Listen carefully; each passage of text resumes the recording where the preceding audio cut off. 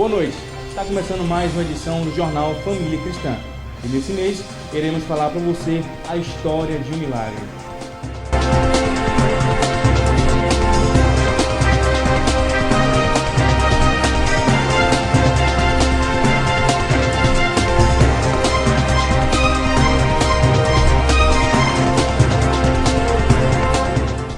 Iremos contar a você a história da família Vieira, onde passaram momentos de aflição e de muita angústia. E quem estará nos contando mais detalhes sobre essa história é a repórter Juliane Baia, que tem mais informações para nós. Boa noite, Juliane Baia. Olá, Lemos. Boa noite a todos. Estamos em mais uma edição do Jornal Família Cristã. E hoje vamos conhecer mais uma história de uma família abençoada.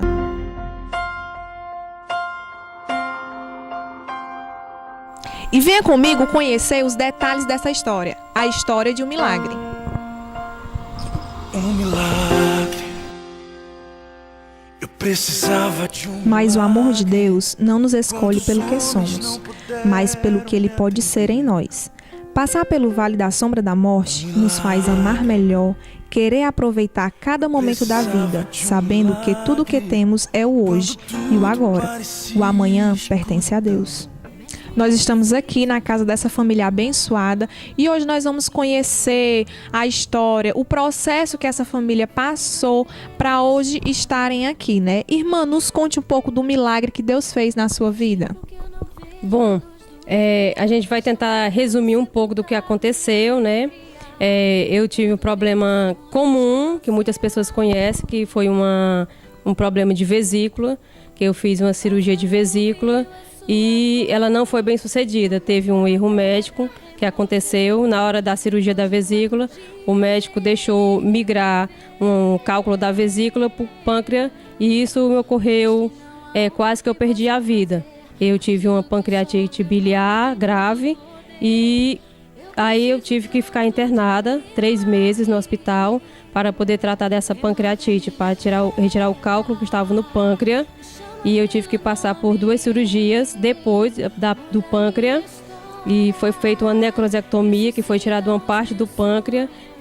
Quando eu estive no UTI, eu estava 16 dias no UTI. Passei 16 dias no UTI. E eu achava que, para mim, voltar para casa era uma coisa difícil. Porque a situação em que eu estava, que eu passei, foi muito difícil para mim. E eu fiquei entubada, fiquei sondada, eu fiquei em coma e eu tinha vontade de voltar para casa para ver meus filhos. Eu pedi a Deus se Ele me desse uma chance para voltar para casa. Eu queria uma chance para me cuidar dos meus filhos, para mim fazer a obra dele. Como eu já fazia, eu queria me desempenhar e fazer mais a obra dele. E Deus usou de médicos, de pessoas lá que eu não conhecia, para me ajudar. Do cirurgião, que os médicos, eles não ficaram nem só meu médico, se tornaram meus amigos, que enquanto não tinha ninguém lá para me dar apoio, para me ajudar, eles estavam sempre lá. Deus colocou essas pessoas no meu caminho, os médicos, Dr. Fernando Costa, Dr. Randes, Dr. Márcio, muitas outras pessoas lá no Hospital César Carlos, que eu vi o mover de Deus, o agir de Deus naquelas vidas, enquanto eu estava lá no TI. Depois que Deus fez eu acordar, que eu fiquei uma semana desacordada, sem ter conhecimento de nada, sem ter nenhum tipo de movimentação, nem nada. Eu estava entubada, eu estava desacordada e eu estava com sonda,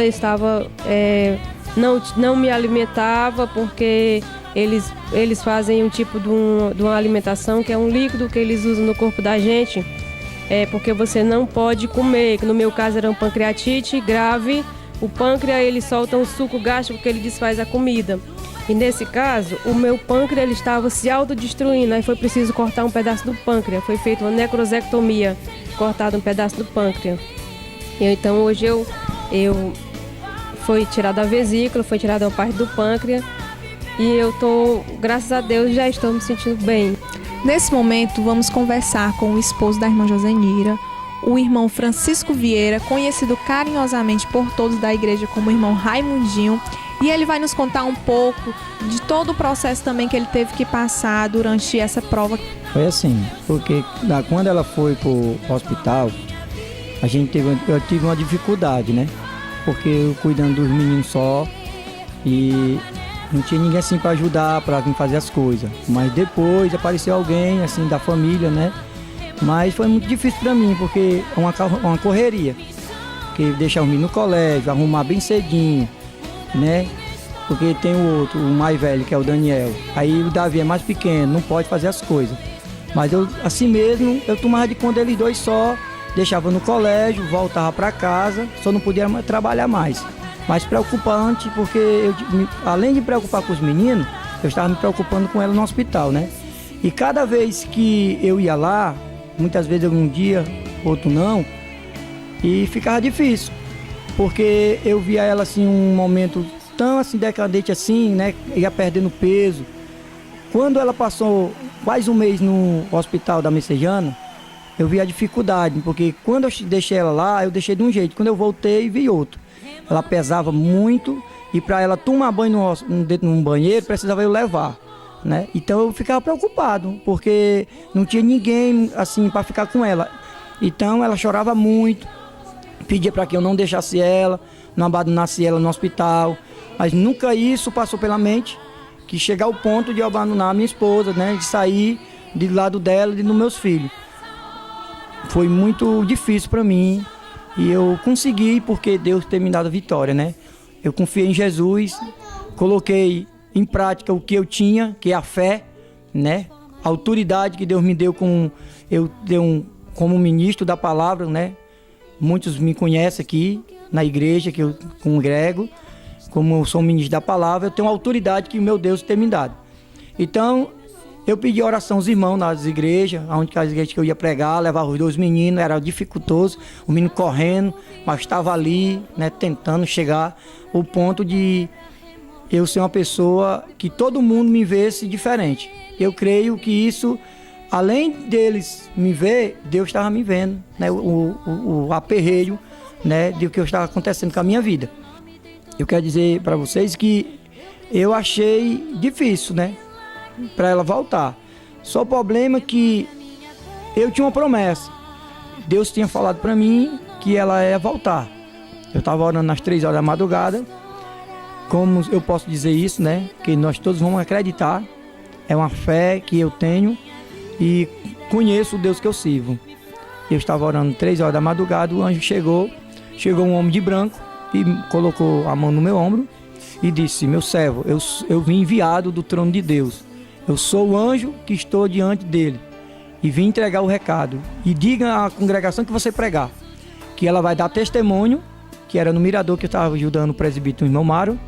E lá eu disse para eles que a minha esposa voltaria e ia dar testemunho, porque o anjo tinha chegado e tinha me dito que ela não morreria. Ela poderia morrer de outra coisa, mas daquele milagre ia acontecer, né? E quando eu cheguei lá, quando eu vi ela lá na UTI, ela não conversava e olhava para mim, mas não dizia nada. Aí a médica chegou e disse: você que é o esposo? Sou. Ela não pode falar com você, porque ela tá turbada, né? Tá na boca, no nariz, né? De lado, que ela tava se alimentando no braço.